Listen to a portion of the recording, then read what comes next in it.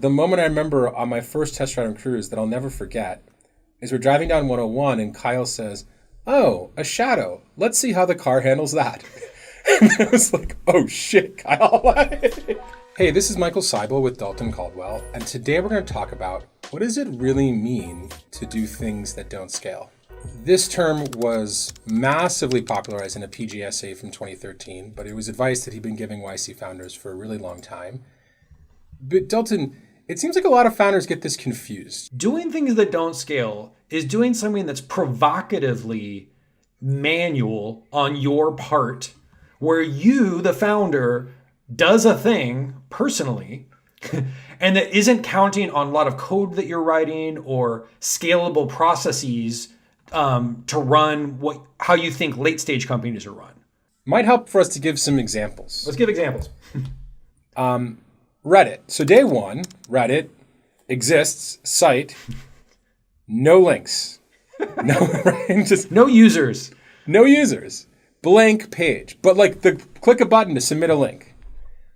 What do you do if you're Steve and Alexis? So the scalable solution is you first launch subreddits, then you run ads to recruit people to come sign up for Reddit on different topics. And then then you would hire an influencer. You have an influencer strategy to get influencers on various topics to come moderate the subreddits. Okay. And so that the day you launch, you have this big splashy launch with hundreds of thousands of signups, right? That scales. That scales. What Steve and Alexis did was they made a little tool that allowed them to submit a link, the same thing that normal users used, but they had a little extra field where they could put in a username. And they just started inventing different usernames and submitting links like them. So day one, when they emailed this to their 6 friends, it looked like there was a page full of users, when in fact there were 2 users. And I remember Steve tells 2 stories. The first day, someone else other than them submitted a link, which was not day one. And then he tells another story where I think he went out and he got drunk. And the next morning he had forgotten to load up this morning's fake links. And he thought the site would just be blank, and he was so pissed at himself. But then he opens up the site, and it looked like there were enough other people submitting links that the site wasn't blank. And then he was and that might have been 20 or 30 people, right?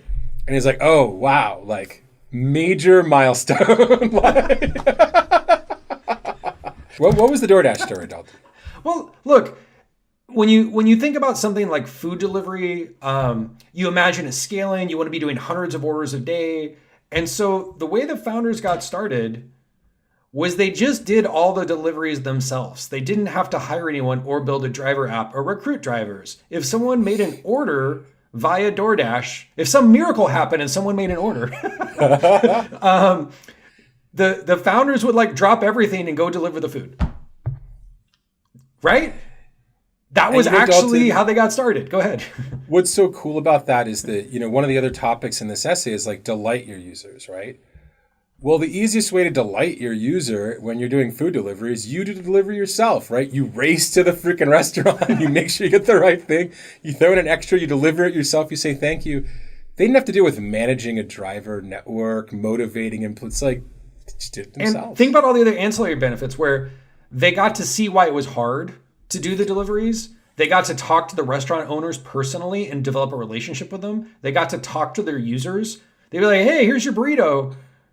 I'm the founder of this company. Do you like it? Would you order again? Isn't that funny? Could you imagine a more lower status thing than, of course not, but that's why it was awesome. It was not scalable. It is, in present day, if you order from DoorDash, Tony is not going to deliver your burrito. Or he might statistically. He still does this sometimes. I'm sure everyone saw the news. He still does this. To this day, the founders still do deliveries. But that was not a scalable strategy. But man, that's how they got off the ground. I think the last example, in light of Cruise, Cruise this week started to allow the general public to drive in a safety driver-free, driverless car. And I remember when Cruise was in YC, and the V1 of the driverless car, Kyle and his tiny team built in 3 months. They retrofitted an Audi.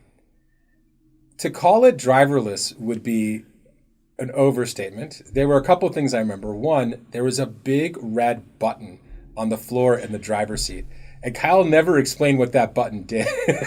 But it was clearly important and very easy for him to reach. Number two, it only works on the highway. Number three, it was basically adaptive cruise control. Like, it was basically cruise control that stayed in your lane. It wasn't more fancy than that. And then number four, the moment I remember on my first test ride on cruise that I'll never forget is we're driving down 101 and Kyle says, "Oh, a shadow. Let's see how the car handles that." And I was like, oh shit, Kyle. Out of everything I was looking out for, like curves, other drivers, signs, I didn't know that I should be afraid of the shadow. And that was V1. That was V1. And Google had cars on the road retrofitted with all kinds of fancy equipment at that time. And Kyle had his Audi that couldn't deal with shadows. That's how it starts. So why don't you talk a little bit more viscerally, Dalton? What is we've given some examples, but give us more on what do you think the life and the job of a CEO in these stages, and these do things that don't scale pre-product market fit stages? Yeah, I think in the do things that don't scale philosophy, the job of the CEO and the job of the co-founders is to do the shittiest, worst, low status work you can think of. It's the opposite of whatever your mental model when someone says the word CEO and you're like, oh, wow, CEO, visionary, powerful. It's like, no, like you're like doing the shit work. Yes. And you've got to learn to love and embrace the shit work. That is your job at a pre-product market fit startup, is to actually make everything happen and to be personally accountable for making the entire system run end to end. And we just see so many founders that think it's their job to be like at the late stage, they're emulating what they think Elon Musk is like, or, Mark Zuckerberg or something.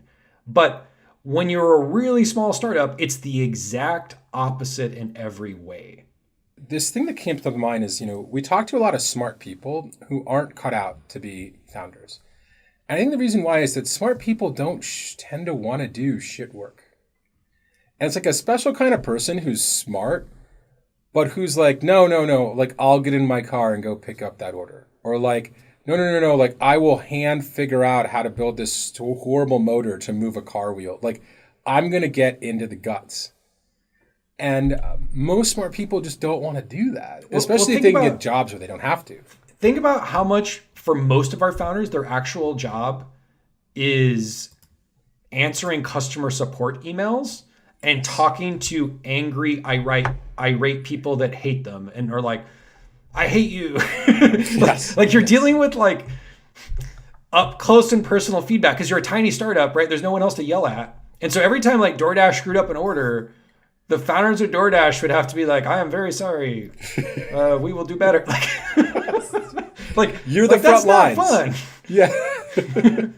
I love that. I love that because sometimes founders want to put other people on the front lines, and it's like, God, like no, like you are the front lines. But it's more scalable. Again, we're not trying to be facetious. It is more scalable if the founders could spend their time on other tasks, right? That's more scalable. But if you're doing things that don't scale, you embrace the suck, right? You give it a hug. You're like, yes, I love doing this horrible work. Yes. That is what actually doing things that don't scale is. Well, and then to your point, you learn. You learn what other people are unwilling to learn.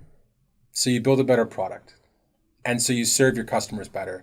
And especially when you're dealing with incumbents, you better believe that their senior management team isn't out on the front line. So whoever's developing the product there, they have some researcher or some outsourced person doing all this customer surveys and crap. And if you're on the front line, you'll learn 10 times more than they will. What about your friends who are making fun of you? Because you're doing this shit work. You tell your friends what you're doing. They work at Google, they get free food and free laundry and Google Bus. And they're like, what are you, you're hand delivering food? Like you're hand adding links to your own link sharing website? Like, how do you get over the know-it-alls telling you, like, you are an idiot? That's not how it works.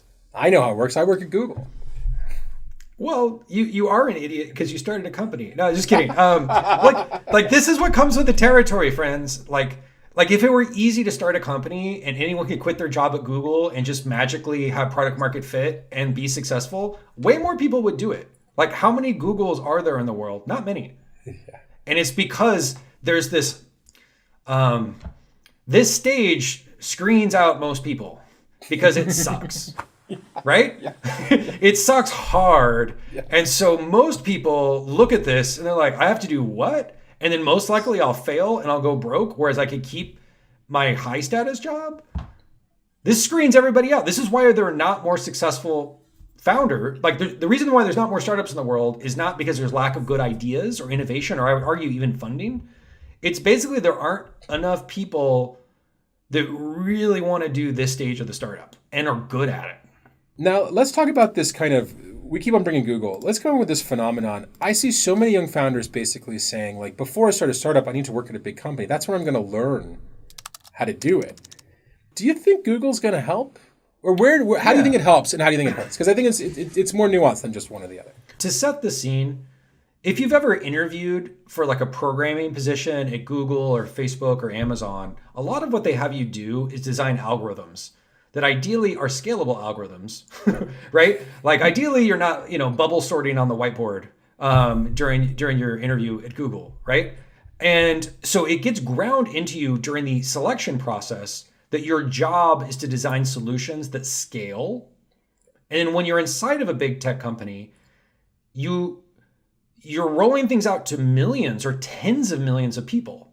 And so you're beat into your head that only scalable solutions are good solutions, right? Like if Facebook had some new feature, but it required them to buy 100 times more servers, which would bankrupt the company, guess what would happen to your bright idea? Can't do it. It's got to be more scalable, right?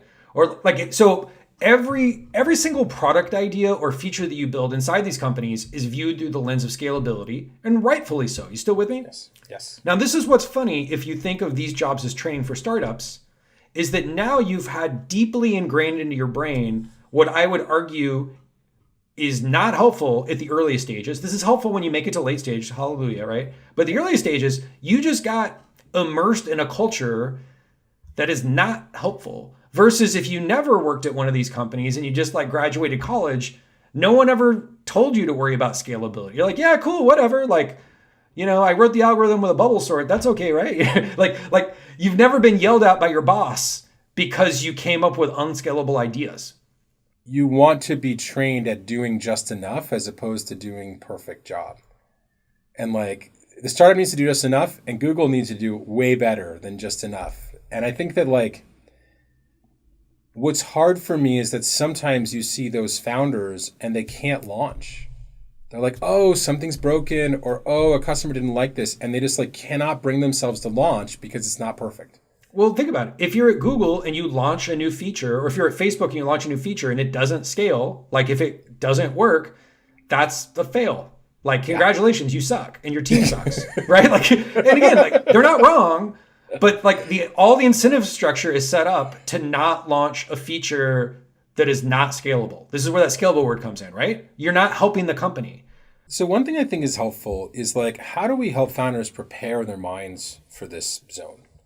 And we're telling you it's going to suck. We're telling you to do things that people are going to make fun of you. We're telling you that you might have to live in this spot for a while before things start looking better. I think that the big challenge the founders make is screwed up expectations.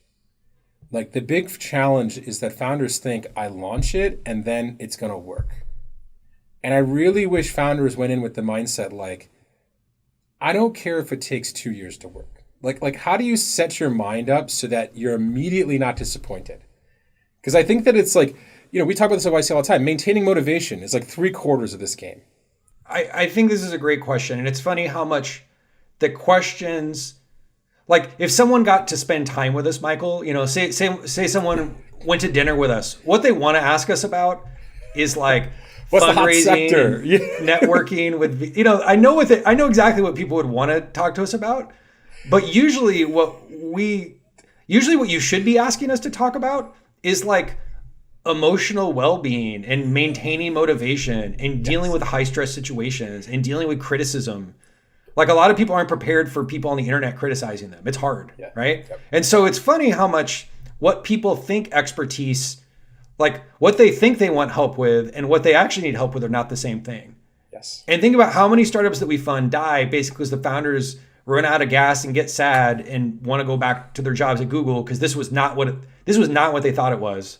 Man, motivation, I don't think motivation is about how shitty something is, right? Like, I think it's about how shitty did you think it was going to be when you started? I think that's what screws your motivation. It's like, how shitty did you think it was going to be when it was started? That's why, I mean, honestly, when I do talks to college kids now, I'm just like, this life sucks. Like, this is the first thing out of my mouth. It's like, this life sucks. It's like getting punched in the face every day.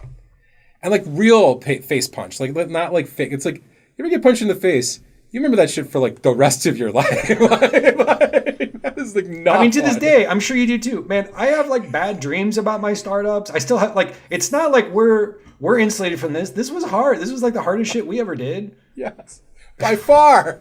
And we probably will ever do. So, I mean, to kind of wrap this up, right? Like, this idea of do things that don't scale, one, it's going to be counterintuitive. Two, expect people around you to not understand. And to actively think you're stupid. Like, not just not understand, but actively tell you, you're being an idiot. Like, why are you delivering burritos? Like, what on earth are you thinking?